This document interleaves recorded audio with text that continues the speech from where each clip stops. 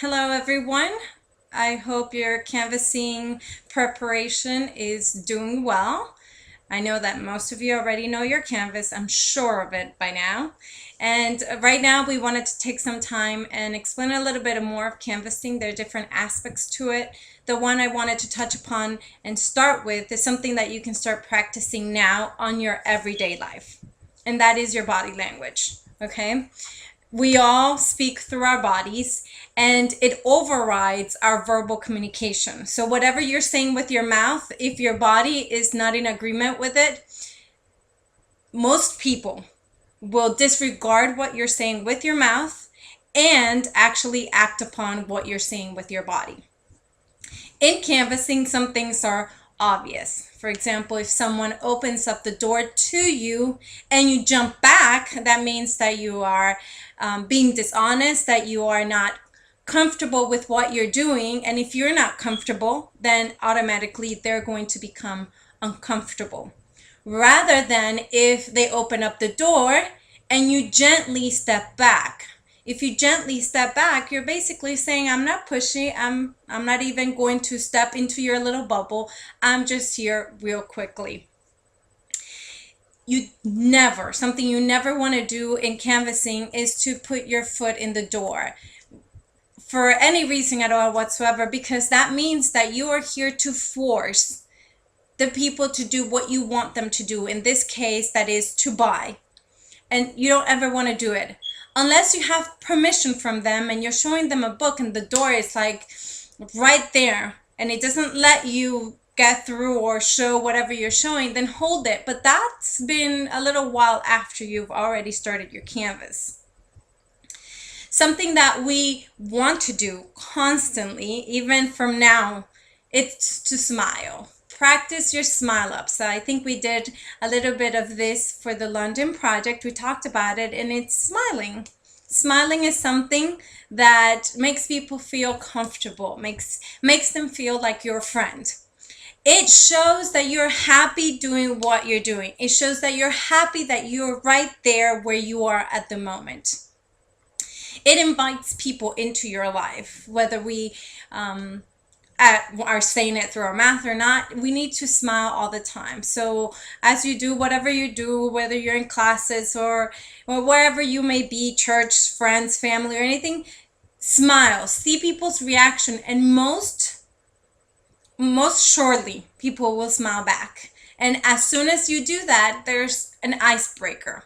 So do smile ups. Another reason why you want to smile constantly is because even though the door is closed, people have peepholes and they're looking at you through those peepholes. And if you have a sad face and automatically when they open the door and you have this huge smile, then you become a dishonest person. Then it becomes a hypocritical thing. So you want to practice having a smile rather than a serious face or a frown or anything. Practice being happy about whatever you're doing. The other reason why you want to smile is not only do they have peepholes that they're looking at you through, but the people across the street, they're also looking out through their windows, and they're seeing you walk from door to door. People do that, by the way. They do look at you and they see whether you're walking happily or you have a smile in your face, or are your shoulders down and you're looking down. They're looking at your body language. So practice smiling, practice walking straight up, and I call it walking with purpose. Practice walking with purpose. Like you have somewhere to be, you have something to do, not like dragging your feet. And you can do that right now. Wherever you're going, practice doing it with purpose, with, I have something to do. I have a great achievement, something great to do. And you need to do that with the small things in your life, and you need to do that very importantly when you're doing canvassing, because you do have a great purpose. You have something great to do, and that is to give people the opportunity to be saved. Something else that helps us when we are canvassing and we do this and it changes kind of like our attitude is to do heel lifts. I mean, you go like this with your foot. You lift up. It kind of like gives you a little pump, like you're going through something. I'm excited, and you would be too. You're not just standing there, you're doing something.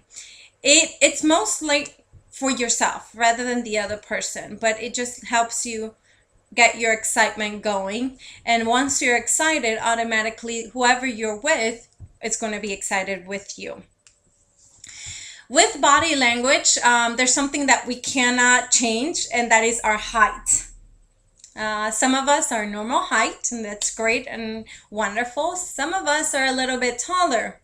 Others are shorter. For the shorter people, you're great. You're set. You have no problem because people are not afraid of you. But the people that are tall, people have a tendency to be afraid of. Height is a sense of respect.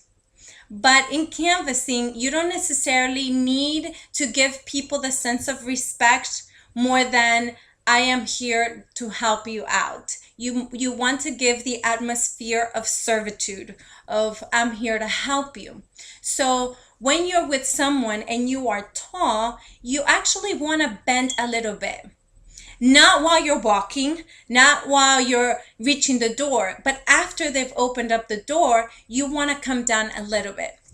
This also applies to elderly people, because they're elderly, automatically they have this sense of fear because they are vulnerable because of their strength and their age. So with them, you have to come down to their level.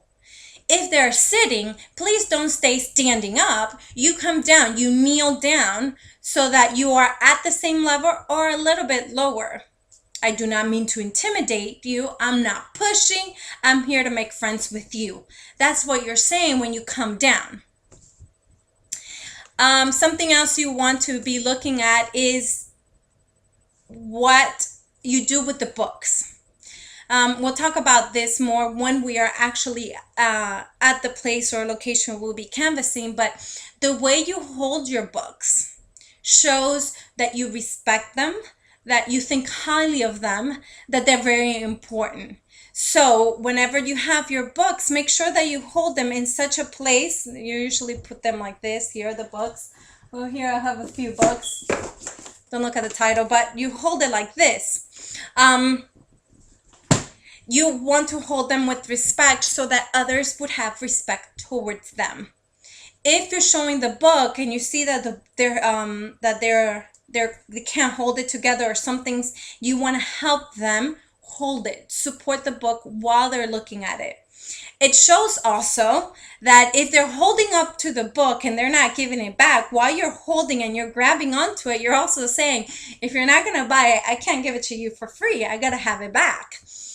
Be careful when you do that though. Okay, there's times and places. Don't just hold on to the book while you're canvassing them in the beginning and you don't even know if they want it or not. You give it to them, you let them show it, look at it. But if you see that they're not interested in buying it, but they're not giving it back, this is a good time that you help them support the book, even show them a little bit more pages with the purpose of you getting that book back.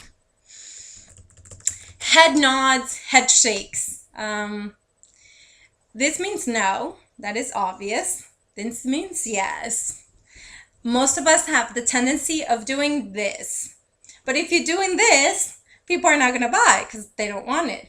But if you do this, you're like, yeah, you got a smile on, you're nodding your head, you're agreeable. I know that you will buy. That's what that means. Head shakes, means that you don't want to buy, and I already know you're not going to buy, so I'm just going to finish my canvas and get out of your way. You don't want to do that. So head nods. Practice your head nods. You're practicing smiling, practicing your head shakes, or not head shakes, head nods. You're practicing your body language. Watch what you do with your eyes, which is my next thing, and with your hands. Eye contact.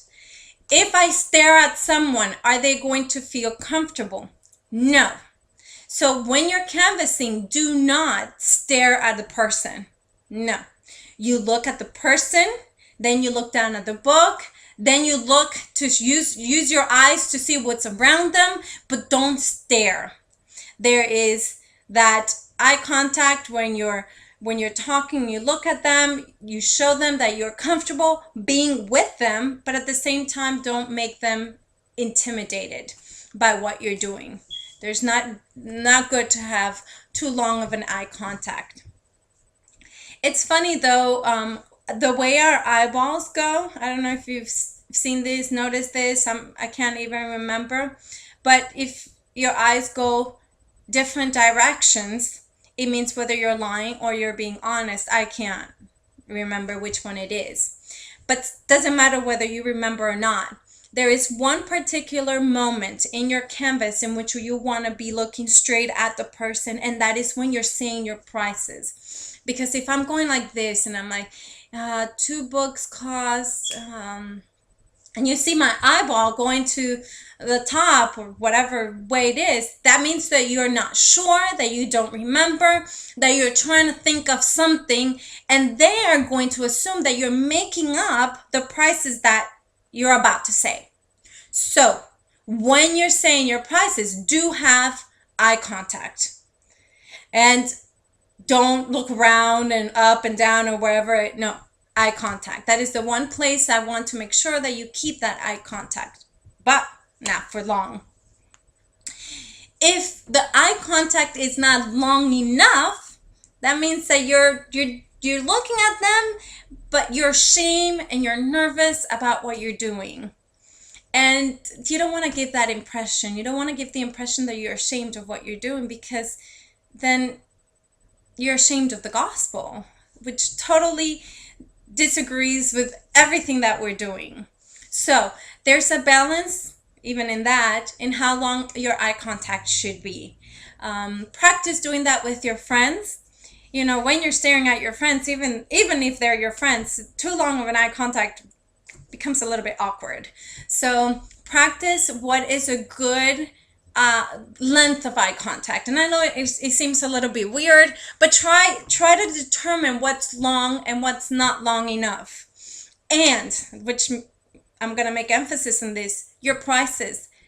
Have them extremely well memorized, so you're not having to make up, or you're not having to add in between, or you're not doing anything and you don't give the wrong impression.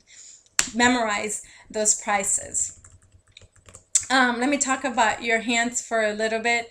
I'm Hispanic. I think most Hispanics speak with their hands, and that's good. It's good to have expression, body expressions, and your hands are the best way to express yourself. But even there's a balance in that. If you move your hands too rough or too much, then that means that you are nervous. That means that you are trying to make up for a lack, and that's not good. But it is good to use your hands when you're trying to make some sort of emphasis in whatever place in your canvas you feel necessary that you need your hand motions. Now, I know that most of the time you'll be holding your hand, so you won't use your hands as much, but one hand you won't use as much, but you have still the other one. So practice having gentle hand motions, and with those hands to be able to show reverence to the books that you have with you at the moment. So some of you might have those canvassing books available to where you are located right now, and if you do, practice doing that. Notice that I'm adding on to your body language. People from afar can tell a lot about a person from their body language, which is kind of scary, but it doesn't matter because we're doing something great. How do I want to? Oh, yes. If you hug the books, I told you there is 2 ways to holding it right here. But if you're holding the books like this for something, that shows that you love them. You want them dear. They're dear to you. You want them near you. That would go very, wonderfully with what you're doing in your canvas. You love the truth that you have, and because you love it, you want to share it. I want to talk about your clothing real quickly. I'm not going to speak about necessarily what you can or cannot wear. I'm going to leave that a little bit towards the end as we're getting closer for the canvassing program. We still have a month away. You might forget, but I'm going to leave that towards the end. You do need to have neat clothes because you are an ambassador of God.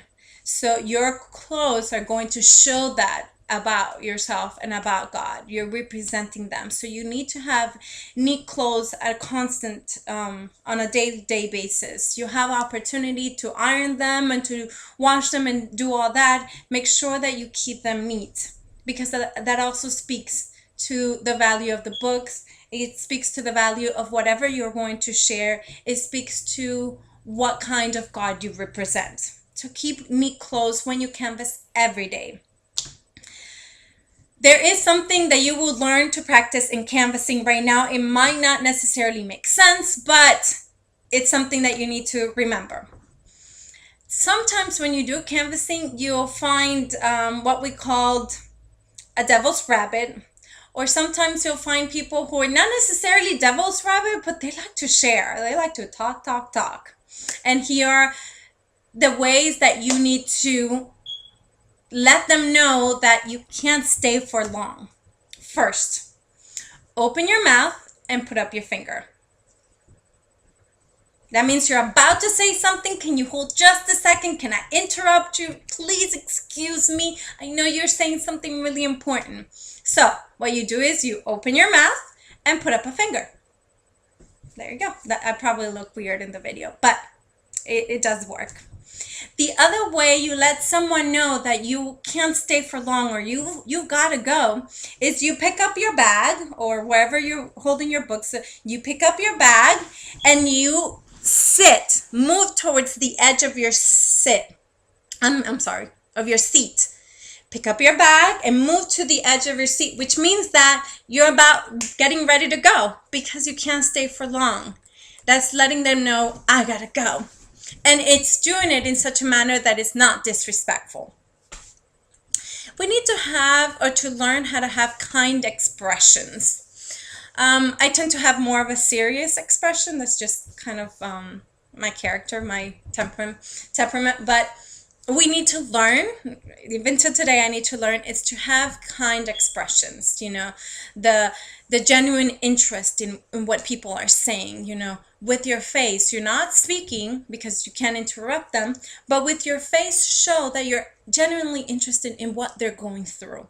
You know, learn to have that I love you expression, like I'm interested in you as a person, not just what you're going through and what you're telling me, but as a person, regardless of you're having a good experience or a bad experiences, I am interested in you. And there's something more important than what's going on at the moment. And we need to learn how to have those in your canvas. And this is why it's so important that you have memorized that canvas, is because now that you've memorized, you can actually think what you're saying about what you're saying. There's a moment in the Great Controversy canvas where you ask it. It shows why God allows so much sin and suffering. Please don't say that with, it shows why God allows so much sin and suffering. That's not a moment to smile. That's like, it's a moment to not frown, but to have that serious, question, facial expression. Why would a God of love allow so much sin and suffering? Your expressions, your facial expressions should show what you're saying. If there's a moment to be happy, then your smile shows it. If there's a moment to be serious and to be pondering about what you're saying, then show that. But above all, when you're speaking to someone, may your expression show that you are genuinely interested in all that they are, in all that they do, in all that they say. So here's just a little recap. Make sure you practice. Some people, I've heard people go up to the mirror and practice their smile. So I would go as far as saying, go to the mirror and practice your smile. Practice your expressions, a serious expression, a sad expression. Sometimes they will show you, I've had people tell me my mother just died or something, and you have this, sad, face, your apologetic expressions. Practice your expressions in your smile, even in the mirror. Practice with your friends. Practice in your everyday day life. Also, Make sure that the mouth and the putting up of the finger, in your conversations, you probably have a friend that speaks way too much. Practice opening your mouth and putting up that finger, or sitting up in the corner of the chair saying, I gotta go. Gentle hand motions. Make sure that your eye movements are with it, not too long, not too short. Make sure that when you're doing your prices, that you're looking straight at the person, that you're being honest in what you're doing. Practice head nods. Forget about head shakes. Head nods. Be agreeable with your body and what you're saying.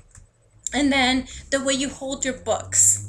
You can practice with any book, but remember, these are books that you hold. So practice how you hold them, how you take care of them. Remember, if you're too tall to the person, you come down a little bit. If a person is sitting down, then you come down to their level, you kneel down. And make sure that you what else? Let me see. You smile, do smile ups. You know what smile ups are? After a while, you start smiling. Right now, I want to smile, but I'm teaching. Any, heel lifts and, soft body movements. No jumping back, no sudden movements. No, try to do soft, thoughtful movements with all of your body. Because remember what I said, it overrides whatever you're saying with your mouth, and it communicates more, and people are highly doubt whatever your body language. I remember I went canvassing, I think at a camp meeting, someone came up to me and said, this such and such person is interested in you. And I'm like, how can you tell? And this person said, well, I used to study body language.